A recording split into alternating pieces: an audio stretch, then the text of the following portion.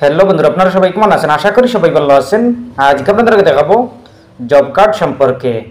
Job card কীভাবে অনলাইনের মাধ্যমে রেজিস্ট্রেশন করবেন। আপনারা যারা এখনও পর্যন্ত অনলাইনের মাধ্যমে বা অফলাইনের মাধ্যমে জব কার্ড বানাননি, জব কার্ড অ্যাপ্লাই করেননি, আপনারা কীভাবে অনলাইনের মাধ্যমে জব কার্ড আবেদন করবেন। আপনারা যদি এই জব কার্ড বানিয়ে নেন তাইলে আপনারা প্রত্যেক মাসে ৩,০০০ টাকা করে লাভ করবেন।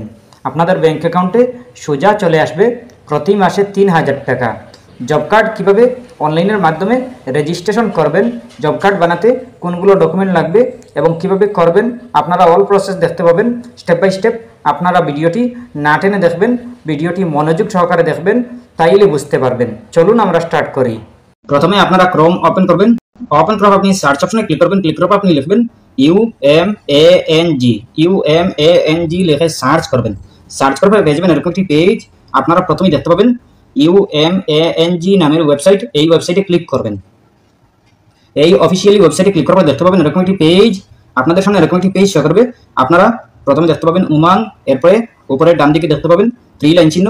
এই 3 লাইনে ক্লিক করবেন। 3 লাইনে ক্লিক করার পর দেখতে পাবেন এরকম একটি পেজ।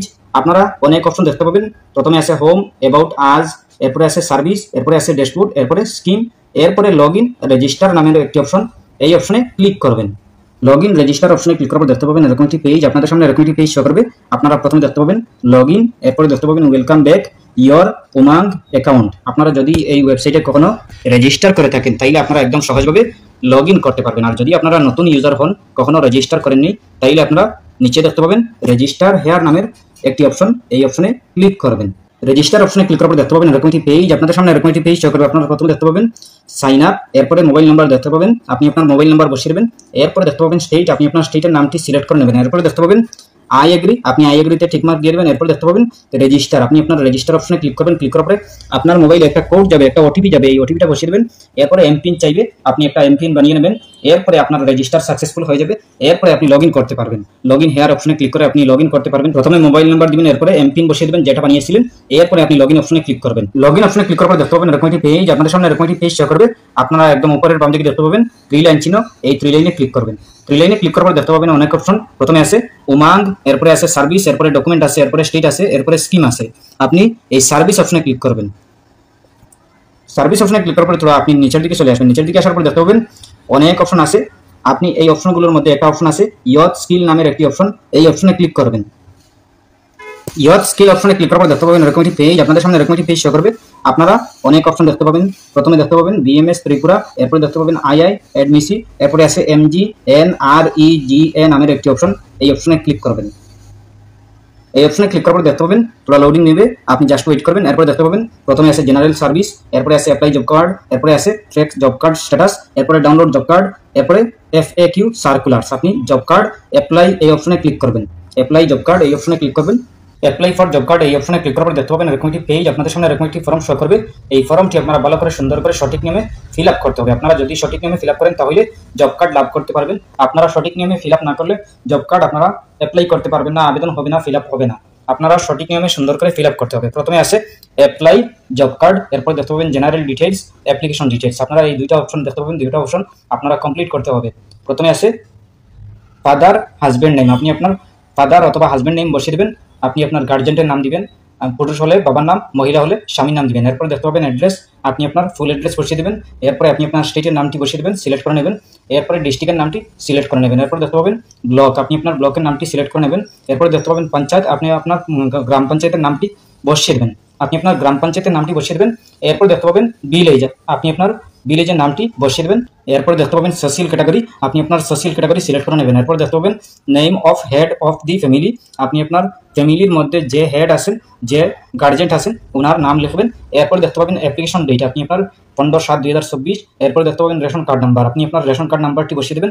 এরপরে আপনি নিচে দেখতে পাবেন নেক্সট, এই নেক্সট অপশনে ক্লিক করবেন। নেক্সট অপশনে ক্লিক করার পর দেখতে পাবেন এরকম একটি পেজ। আপনাদের সামনে এরকম একটি ফর্ম শো করবে। আপনি প্রথমে দেখতে পাবেন সেলফ, এরপর দেখতে পাবেন name of the applicant S per Aadhaar card, আপনি আপনার নাম লিখবেন।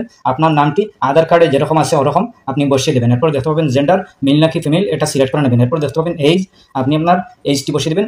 এরপরে দেখতে পাবেন ডিসেবিলিটি, আপনি ডিসেবিলিটি নাকি যদি থাকেন তাহলে ইয়েস, আর না হয় নতে আপনি সিলেক্ট করবেন। এরপরে দেখতে পাবেন মোবাইল নাম্বার, আপনি আপনার মোবাইল নাম্বারটি বসিয়ে দেবেন। এরপরে আধার কার্ডের নাম্বারটি বসিয়ে দেবেন। এরপরে দেখতে পাবেন রিলেশনশিপ, আপনি আপনার রিলেশনশিপ, আপনি আপনার হেড অফ দি ফ্যামিলি যে উনি আপনার কি লাগে, আপনার ভাই লাগে নাকি বাবা লাগে নাকি মা লাগে, আপনি আপনার এটা সিলেক্ট করে নেবেন। এরপরে দেখতে পাবেন আপলোড ফটো, আপনি আপনার একটা পাসপোর্ট সাইজের ফটো আপনি আপলোড করে নেবেন।